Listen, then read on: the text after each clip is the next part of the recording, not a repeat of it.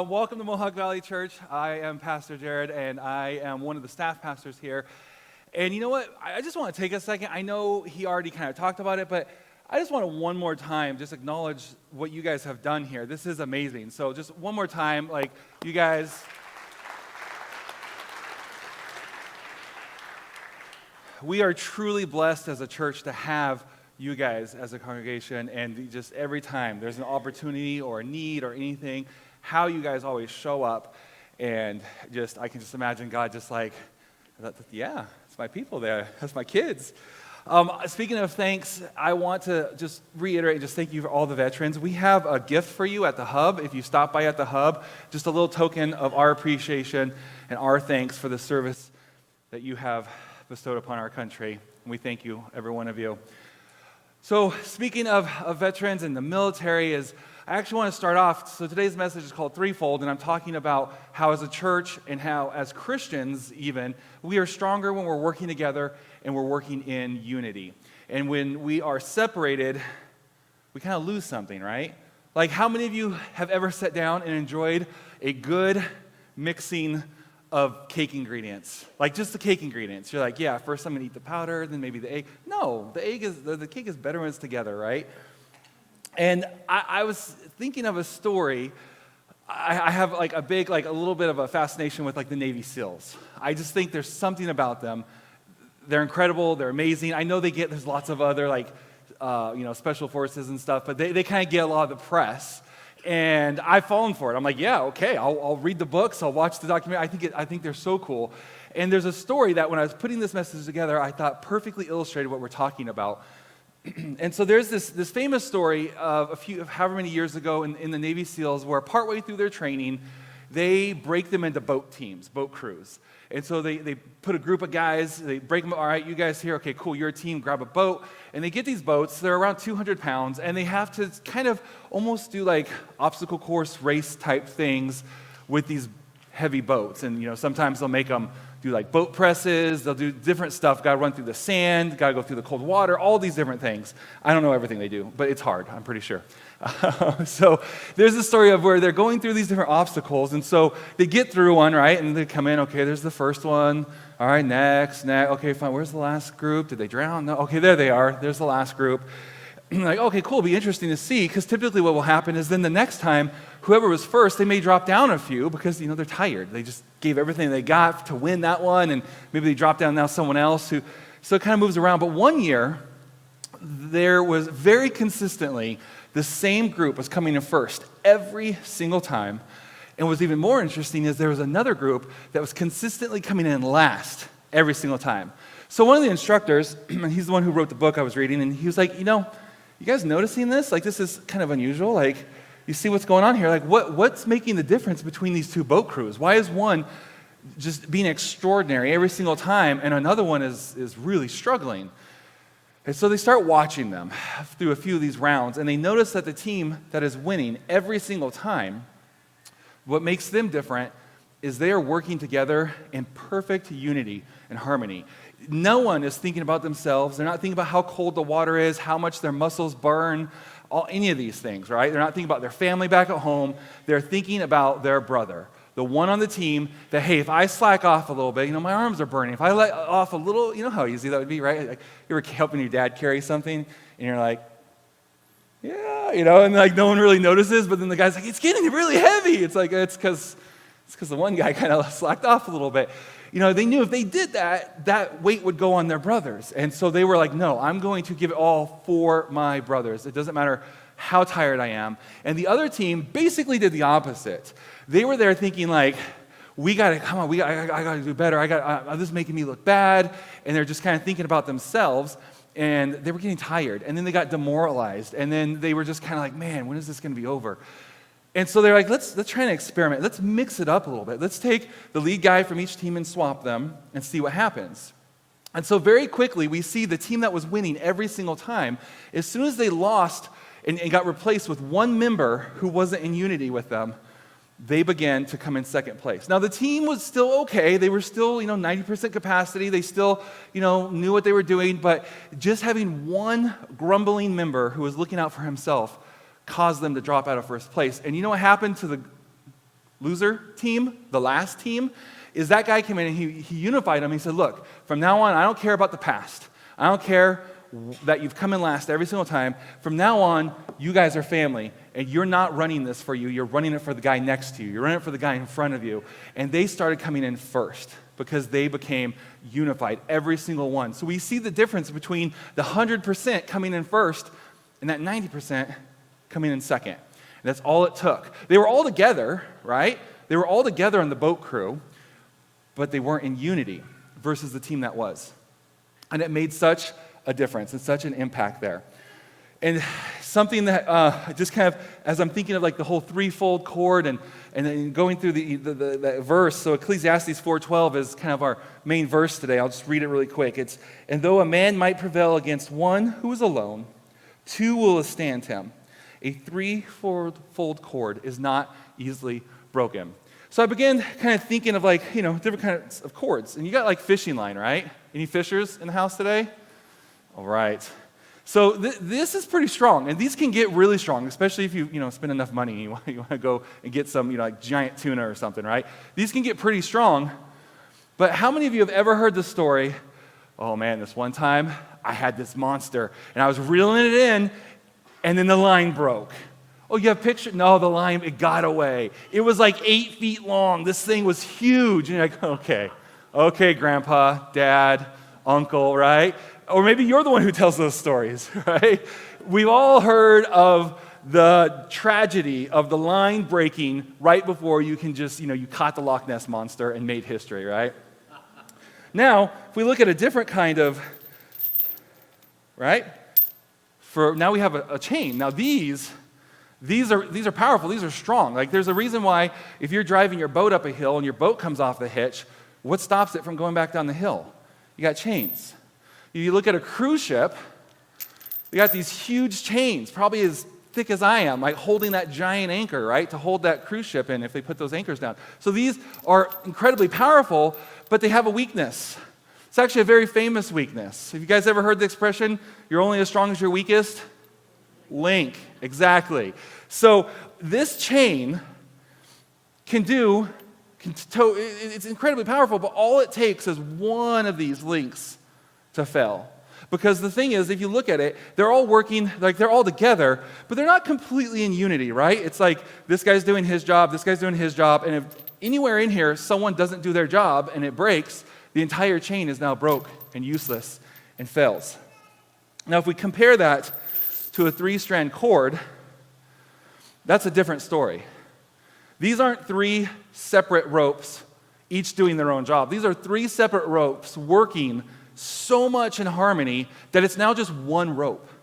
So even though technically this is like three ropes, it's not really anymore. It's become one new object. It's these three strands have made one larger rope. If you ever, like in gym class, you see those giant ropes you got to climb, right, up for PE, those things, that's strong. And you're not going to pull that apart, right? Like, I've seen videos of people wrap it around a tree, try to pull the tree out, tree's not going anywhere, the rope doesn't break, the bumper comes off, the hitch comes off, right? Maybe, if your truck's old enough, upstate New York, if it's rusted enough, maybe the whole axle gets pulled out, right? But the tree's not going anywhere, the rope's not going anywhere. We'll pray for your truck. So we can see the power, and this is what this verse is talking about. And it's funny to me that we see this idea of three working so much in harmony, they become one. It reminds me of a few things. It reminds me of the Trinity, of course, but specifically, it reminds me of marriage. And it makes me think of, okay, how does this verse apply? So, and though a man might prevail against one who is alone, okay, two can withstand him. Therefore, a threefold cord cannot be quickly broken. How does this apply in other areas of life? So, really quick, before we jump in the marriage thing, one more quick example of this whole idea of this together. If you think back to the soldier time, when this stuff is being written, they didn't have guns, they didn't have air support, right? And so they were typically fighting with some sort of handheld weapon, a shield, and formations. That was like their superpower was formations, right? We get in different units, we can overpower them with numbers, better skills. And so if you have a guy out there, typically, especially like once we get into the New Testament, we're talking about Roman soldiers, they were very much just armored in the front. You think of like a knight, right? He's in like a giant just can of armor, kind of like an old school Iron Man, right? Like you can shoot him in the back of the head with an arrow, it's going to bounce off. You can shoot him in the back of the shoulder, it's going to bounce off. Same as in the front. But a Roman soldier was only protected for the front. And you think like, well, what about the back? Well, the next guy was what protected him and protected his back, right? And so if you took a Roman soldier and you got a couple guys to surround him, he'd be kind of easy to take out. Because all you'd have to do is keep him distracted, right? He's like trying to, and then boom, hit him with a rock. You take him out with a rock. You can take him out with a stick. Just kind of get him, right? But if you have two Roman soldiers, they can get back to back, and now they can watch each other's backs, and it's better. Now you add three of them, and now they can make a little triangle with each other, and three Roman soldiers would be able to take out a much larger group, a mob even, of people coming after them. And that picture of three working together as one is so beautiful. And so our first application is going to be in marriage. And marriage is like that. Marriage is supposed to be the way God ordained it, right? You got a husband, you got a wife, and you have God. And a lot of times you're thinking like, wait, three, like it'd be two, right? No, God is that third point. And when we are firing on all cylinders, as it were, we have the husband who's hearing from God, we have the wife who's hearing from God, we have the husband and wife who are talking to each other, they're on the same page. Even if they don't necessarily agree on everything, they can agree to agree, right? And like, okay, we're gonna go this way. And they've worked it out, and they have God with them. So if they can't agree on something, they've got God to turn to. God, let me know. Like, I think she's wrong, but she thinks I'm wrong. And I think that she thinks she's right, but she's actually wrong, but maybe I think I'm right and I'm actually wrong. So God, what do I do? Right? We can turn to His Word, we can pray, God can speak to us, and we can go, okay, this is what we're going to do. We're going to compromise, or we're going to go this way. This is the route we're going to take, whatever it may be. And that protection from God, that guidance, that leadership, but then on top of that, that protection. So when outside forces come against us and try to harass the marriage and try to harass it, then you've got God there as well as that third strand protecting. And it makes me think back to when Brandy and I first got married. And we got married very young. I'll just say there was a 1 in front of both of our ages when we got married. And so we got married young, and everyone was like, no, you're too young. And we didn't listen to them because, we were young enough that we knew everything. And that was actually part of the problem is before that, we had both dated a lot. And everyone was like, you shouldn't date so much. We had one youth pastor in particular who was really hard on mostly us and a few other kids. And they're like, you know what? You're dating so much. What happens is you're dating this person, and then when it doesn't work out, you just move on to the next person. And then if that doesn't work out, you move on to the next person. She's like, one day, you're going to get married, and something's not going to work out. And what have you trained yourself to do over the last X amount of years? I said, you've trained yourself to move on. And that's not something you can do in a marriage. And we're like, oh, okay, well, we got it figured out. We're gonna have that perfect marriage where that's never going to be a problem for us. We're never going to struggle with that. And sure enough, we get married, and it wasn't as easy as we thought it would be. You want to relate to that? We thought we were going to be that one couple that, we never fought, we never had any problems. And I can tell you, we got married, in our first 2 to 3 years, we really struggled because we were young, so we had everyone telling us that it wasn't going to work. We were young, and we had dated a lot, so we were in the bad habits of not having to really think about the other person as much, right? Okay, this isn't working out, we'll move on. And we had made the decision, though, no matter what, we weren't going to get divorced. And that was the thing that held us together, is we said, you know what, God? We've made a covenant with you, and we were able to rely back on that. So anytime we had any kinds of problems or temptations or any kind of issues, we just went back to the foundation that it was on. And we said, God, this isn't going so well right now, but you're that third strand in that cord. I need you to help. We need you to kind of pull your weight, as it were, right? These other two strands are not doing so well. We need you as that third strand to come in and to help us. And I can tell you that has made a difference. And throughout our lives, we have so many friends, not just normal friends, but in ministry, we have so many friends who went into marriage thinking that marriage was important, but, not a lifelong commitment.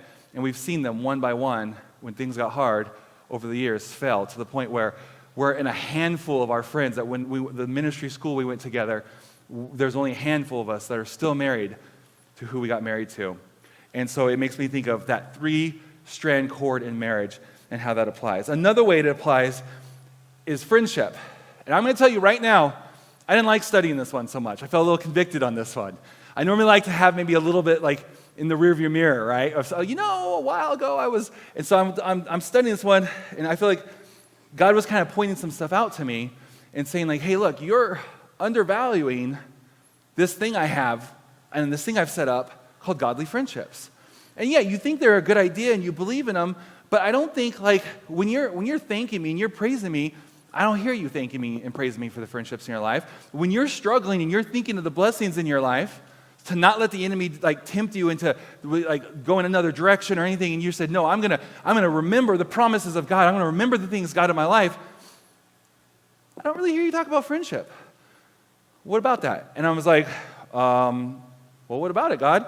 So I'm studying it, and we got Proverbs 27:17. It says, iron sharpens iron, and one man sharpens another. Okay, so one man sharpens another. That's interesting. And it made me think immediately of Genesis, where Adam was alone. He was the only human, and he needed help. And God said, I have to create a helpmate, right? We have to make people. You're going to need people. At some point, they're going to invent technology. It's going to be amazing. It's not going to replace people. It's going to help. It may distract or hinder, but it can't replace. And so God made sure, and he set it up. And he set up this idea of godly friendships. And as I'm studying this, I'm going through one commentary, and the guy is really, really drilling down on it. And I'm like, okay, back off a little bit. Like, I get it. And I was like, okay, God, I hear you. And this idea of, iron sharpening iron. And he talked about how wood can't sharpen iron. What happens if you try to sharpen iron with wood? You just dull it, right? If it's a blade, whatever, you're just going to dull it some more. It takes iron. And in the same way, a podcast can't sharpen you, right? I mean, it can help. It's definitely it's useful. Sermons are great. When's the last time you were in the middle of a fight with your wife? And you say, oh, that message I heard 3 years ago on marriage? You know what? That's exactly what I need right now. And pull on that, right? No. But you may have an issue. You're going through something, and you can have a godly friend can come alongside you and can help you and can counsel you and can pray for you, can wake up in the middle of the night and be like, oh man, I just feel, I can't sleep. I feel like God's stirring me. Let me pray for and be praying for you. The power that we have in friendships is amazing. And I think as a church, sometimes we take it as like a good idea when it's a mandate. This is up there. This is something you are supposed to do. You are supposed to have godly friendships. And this is one area I feel like the enemy has really broken us off from others. Men, I'm especially talking to us. We are not great at this. We may have guys in our life, but we're not great. Like, when's the last time you and the guys were sitting around and you talked about your marriage? Not complaining, right? Like, oh, I talked about my wife last week. Not what I'm talking about. When's the last time you opened up? When's the last time you said, can you pray for me? I don't know. If God doesn't intervene, I don't know if we're going to make it. Can you please pray for me? And please show me. I know that I'm not perfect, but can you, what is going on, and can you help me? Maybe it's something with, you're about to make a bad decision at work. And it's like, you know what? Give it a little time. I feel like maybe you're a little too close to this and can guide you and can counsel you. I know that this was a huge blessing for me during the pandemic, when overnight we had to take everything online. Doors are closed, couldn't come in. We're like, whoa, what do? We can't just roll over and die. God has Mohawk Valley Church here for a reason. So we went online, and there was a lot. We had a camera in the back, and we just kind of live streamed to where we're live streaming the services. The worship team's coming in on Thursdays, and we turn this whole place into a studio, and we're shooting, and then there's so much editing and all this kind of stuff. And I was working quite a bit on this process, and now there's no people, so I'm not. And I was kind of getting a little worn down. And Jonathan saw it, and it bothered him. And he's like, I have to help Pastor Jared. So he comes to me. He's like, Pastor Jared, how can I help you? Do you know how to edit? No. It's kind of all I need help with right now. It's all I'm doing. I'm editing services. oh, okay. So, he goes and it's just bothering him. It's eating at him. He does that several times. I'm like, Jonathan, that's all I'm doing. Like, we don't have youth. Like, you were helping me with youth, but the doors are closed. Like, everything I'm doing, this is 100% of what I'm doing right now. So unless you can help. And then it bothered him so much, he said, you know what? God, I'm going to do it. God, you got to help me to learn this because I don't know how to edit. I'm going to do it. He got a laptop, he learned how to edit, and he began to help me. And that became like a second chord. So I'm out there as one chord all on my own, right? And then he comes in, that's that second chord. And then he's praying for me. Give Pastor Jared strength, help him to be able, and all these things, right? And now all of a sudden, it's like this. And now all of a sudden I feel almost overnight like I'm doing a third of the work I was doing. Where before, kind of felt like this. Kind of felt like maybe, you can start to see it stretch a little bit, and you're like, uh-oh. And I'm like, what am I going to do? How long can I do this for? And then all of a sudden, I got that prayer, I got that encouragement, and I have the actual help. And all of a sudden, it feels like, now I have this. And it got easier. And then it got fun again, right? When we're doing ministry and life together, it's more fun. And then the last way, speaking of ministry, is how does this apply in ministry? So Ephesians 4:16 says, from whom the whole body, joined and held together by every joint with which it is equipped, when each part is working properly, makes the body grow so that it builds itself up in love. Okay, I know what some of you are thinking. Here we go. He's going to tell us to sign up and volunteer. I knew it. Here it is. That would be the obvious place for me to go, but that's not where I'm going. As I was going through this, I was like, God, I think the last time I preached, I talked about that. I can't do that again. And I felt like the Lord was leading me not to talk about like those who aren't really part and partaking, to those who are, and the idea of are we together or are we in unity? And what happens when there's conflict in the body? What happens when there's conflict in the body? My first thought was like, what? No way. It's not supposed to happen. And we see Paul saying, be careful, work together. And he gave examples of the body working together, where every piece is interlocked and supporting and being supported by other units. And when we're in conflict, it's kind of like when the body is not working properly together. Could you imagine if your stomach hated your heart? What would that look like? If your stomach said, I am sick of it, that guy gets all of the attention. He's got cards. He's got advertising. He has a whole holiday based around him. I just have these weird Tums commercials. And it's making me look bad. I could see him just sitting there, right, on his little couch, his little stomach sitting on his couch, just mad on a commercial in between his show, and goes, man, what is with these guys? Do they know that he doesn't, that's not what he actually looks like? Have they ever even seen, this is not fair. I hate this guy. You know what? The next time that guy asks me for help, forget it. I'm busy. Can't do it. Not going to help anymore. That guy, he's on his own. He gets all the attention. He should be able to do it on his own. Could you imagine the very act of being angry at the heart and going against the heart and not helping the heart would be an act of killing itself? The heart supplies what the stomach needs to live.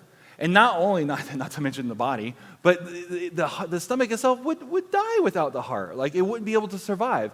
And so this idea of when members of the church, when Christians of the same body, whether you're talking about lowercase c here at Mohawk Valley or, big C, the entire church, when we're in conflict with each other, it's just as ludicrous as a stomach hating the heart, because we are supposed to be interlocked. So sometimes the very answer to our prayers that God's not answering are right inside a friendship that we've severed because of an offense. And we're saying, God, I've been praying about this, and why won't you answer my prayer? Why have you forsaken me? I have this need. And God's like, and I've provided a way, but you've told them you'll never talk to them again. And sometimes it's not that dramatic. Sometimes it can be two people on the same ministry team that just don't really like each other that much, right? And that's fine. We don't all perfectly gel. There's people that we prefer more, others. But when we start letting ourselves take that a little too far, and we start going, oh no, I don't really want to help that person. Okay, I'm just going to come over here, right? And we start to judge each other, and we start to get out of unity. And so I'm thinking about this, and I'm like, okay, well, what's the difference? Like, we're all here, God. Like, if we're all in the same ministry team, we're unified, right?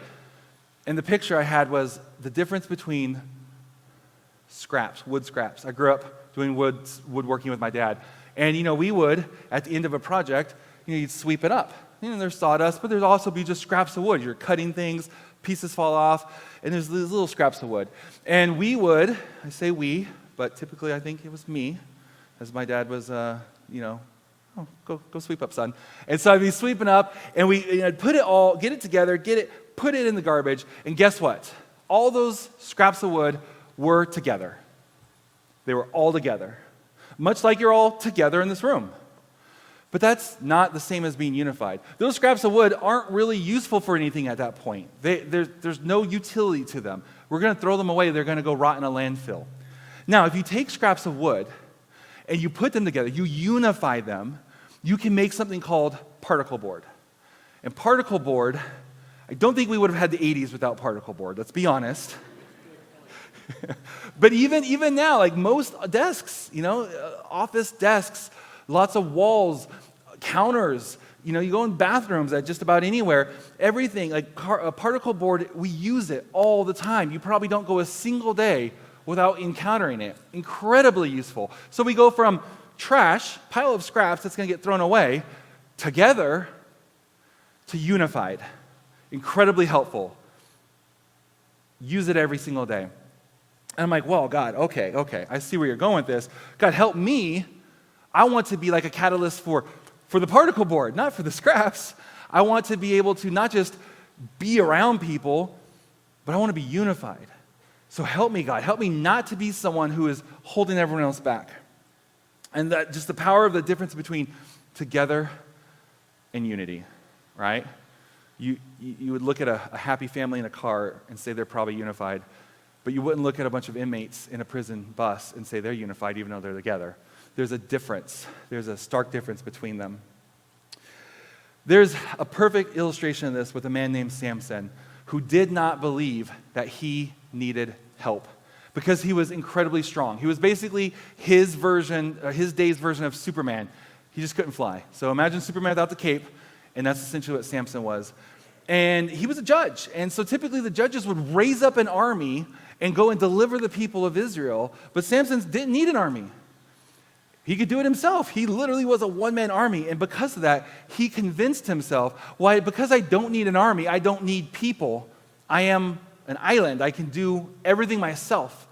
But much like the Roman soldiers where the entire back was exposed, Samson had huge areas of vulnerability. Number one was in his character, specifically his choice of women.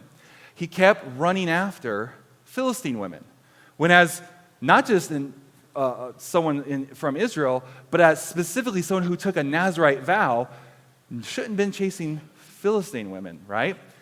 And imagine now if he had a friend, imagine if he had a Jonathan like David did, or like I did, who could have come on and said, Samson, bro, I need to talk with you, man. What is up? What are you doing? Like, do you not remember, why? You think you have long hair for your looks? No. You think your strength comes from eating spinach? Popeye hasn't even been invented yet. Come on, man. You are set apart and chosen. You are a leader, a judge over this nation. You're setting a terrible example, and you're not as strong as you think you are. You can't see it because you're beating the enemies in front of you, but you're getting defeated on a daily basis in other areas in life. Oh, man, right? That hurt. But imagine if Samson had a good friend. Even if he got mad at him, you know what? Forget you, man. I thought you were my friend. Goes home all mad. Well, maybe he's right. Maybe he is, right? And imagine having that counsel in his life and how much different that story would have been. But because Samson said, I'm strong enough on my own. I don't have to be in unity. I'm together. I'm the judge. I'm with people, and I go out and I help them. What more can you ask for? I'm there, I'm part of the nation, I'm part of the leadership, and then when there's a job to be done, I go out and I get it taken care of. Every type A person in this room, myself included, is now starting to go, oh, that sounds familiar. Okay, so maybe sometimes it's not always about getting it done the quickest. Sometimes, okay, I see what God's doing there with that friendship and unity thing. Okay, I need to rethink a few things. As the worship team comes up, this idea of the difference of what we can do and this idea of the body needing each and every one of us, and each and every one of us at 100%. It reminds me of my being in high school. I was on the swim team. And I swam 2 main races. I did the 100-meter freestyle, but I swam it twice. And once was at the beginning of the day when I was nice and fresh. I'd had a 50-meter to warm up. You know, it was before I'd been out in the sun all day. I was ready to go. And then another time I did it was at the end of the day. I'd already swam 3 races at this time. It was the last. I'd been in the sun all day. And most importantly, I was out of all my snacks throughout the day. And it was the last thing. And all that was on our mind at that point is, we're the few who are left. There's only a couple races left, and then we get to go home. So you would imagine that first race would be my fastest time, but it never was. That second race, when all the odds were stacked against me, was always my fastest time. And almost every week, I broke my own personal record by a few hundredths of a second for one very important reason. That second race wasn't a solo race, wasn't an individual race. I was part of a 4-man relay. And my job, I was the anchor. I was number 3. And so my job was to make up as much time as possible from the first 2 racers so the 4th guy could get in and not have to think. He could just swim all out. I was the one who had to think. I was the one who had to go, this is how many seconds we have to make up. And I knew if I didn't, that was going to put extra stress on the last guy. It was going to cause our team to not perform as well. And so I always dug down deeper. I could never seem to access that on my own. But when I was part of a team, I said, this isn't just for me. This is my team. And if I don't show up and I don't perform at 100%, if I don't go past that to 110%, I'm letting the entire team down. And much in the same way, I feel like the enemy sometimes has tricked us into thinking, it's okay. You're just be content with who you are. No one's perfect, right? He doesn't typically come in with a complete lie. It's always 90% truth and then a twist at the end, right? Just be content with who you are. It's okay. It's just, lower your expectations. You're too hard on yourself. And sometimes that is very true, and sometimes we are, and that's a whole other conversation. But there are other times when it's not just us. We're showing up to work in unity with another body of believers. And so when there's things that we hold on to, things that God is saying, I want you to deal with this. You're carrying too much weight in your life. And you go, you know what? I'm okay carrying that weight. I've gotten used to it. I'm fine. I'll just keep carrying the weight. It's easier than dealing with it. Well, I want to tell you, if you can't deal with it for yourself, deal with it for your team. Deal with it for the others who are supporting or you're supporting and those who are counting on you and the body and the mission that God has for Mohawk Valley Church and for the ministries you're involved in and your family. Don't run that race at 90%. Don't come in second. God has more for you. He has a plan for you. So I encourage you, whatever that is, whether it be a hurt you need to let go of, whether it be something God's calling you to do, maybe it's a new job or a new ministry position that God is putting on your heart and it's scary because you don't know how all the pieces are going to come out. Maybe it's a severed relationship where you're thinking like, that person's dead to me. I'm done with it. They hurt me. You don't understand, Pastor Jared. For the sake of the team, for the sake of the body, let's come together. Let's stop being together and let's start being unified. So as they play this next song, I challenge each and every one of you to ask the Holy Spirit just to search your heart and say, God, what is it? What is holding me back? What is that extra weight I'm carrying? What is that thing that has me going 90 or 95% that is causing me, much like on a boat crew, to just be slacking off just a little bit, which is putting more pressure, more weight on the rest of my team or on my family? What is it, Lord God? And then when He reveals it to you and it comes to your mind, don't explain it away. Take immediate action. Say yes and commit and say, okay, God, now what do I do about it? Is it that as soon as this service is over, I'm going to pick up my phone and I'm going to call that person? Is it that, I got to throw it in, is it that I am going to go sign up and say, I'm not even on the team. And I am going to go talk to one of the leaders and I am going to get involved. Whatever it may be, whether it's you need to talk to a pastor and get prayer, you need to deal with someone, take that next step. So commit to it. Because you're going to get out of here and I'll do it at home, I'll do it later. And distractions are going to come. The enemy's going to come and convince you that what I was saying, that though you thought that's what it meant at the time, it doesn't actually apply to you. So as they play this song, I want you to do those two things. One, ask the Lord to search your heart for what it is that may be holding you back. And secondly, make a plan and a commitment to take immediate action on that. Will you stand as we sing?